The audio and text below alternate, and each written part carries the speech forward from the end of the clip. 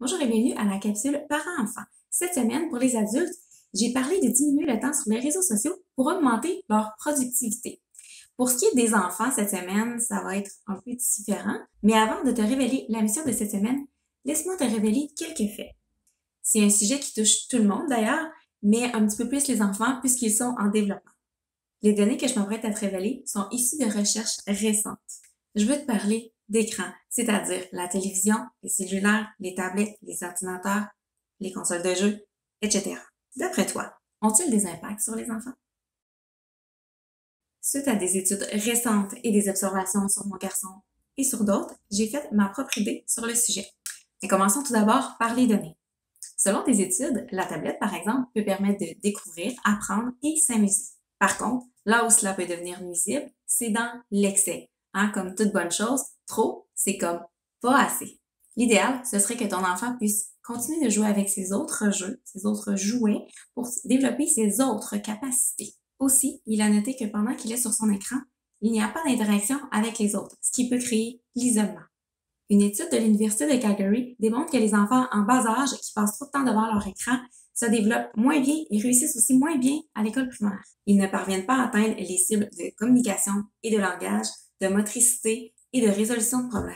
C'est à noter aussi que pendant qu'ils sont sur leur tablette, ils font pas d'activité physique. Et l'activité physique, nous le savons tous à quel point c'est important pour le développement physique et mental de nos enfants. Et ainsi, il ne développe pas les habiletés motrices pour courir, jouer au ballon, faire du vélo, faire peu importe le sport. Une étude du centre hospitalier de l'Est de l'Ontario a conclu qu'un enfant qui passe plus de 2 heures devant un écran et qui n'a pas de 9 à 11 heures de sommeil sont plus susceptibles d'être impulsifs. Pour résumer tout cela, les études ont démontré qu'une utilisation abusive pourrait avoir des conséquences sur le développement physique, psychologique et social. Si tu remarques que ton enfant est plus isolé, plus agressif, plus impulsif, moins attentif, cela pourrait peut-être présager une surconsommation d'écran. En bref, la petite mission que je te lance cette semaine, c'est de réduire les écrans dans la maison.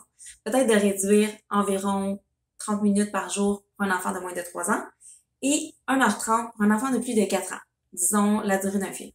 Moi, personnellement, la télé est ouverte qu'à la fin de semaine, soit le temps d'un film ou une émission. Et la tablette, je l'utilise intelligemment.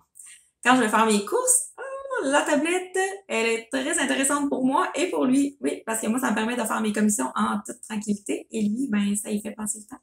Mais sinon, à la maison, je la cache. Non, mais tu sais, il y a déjà une tonne de jouets à la maison. Il est capable de s'occuper, là.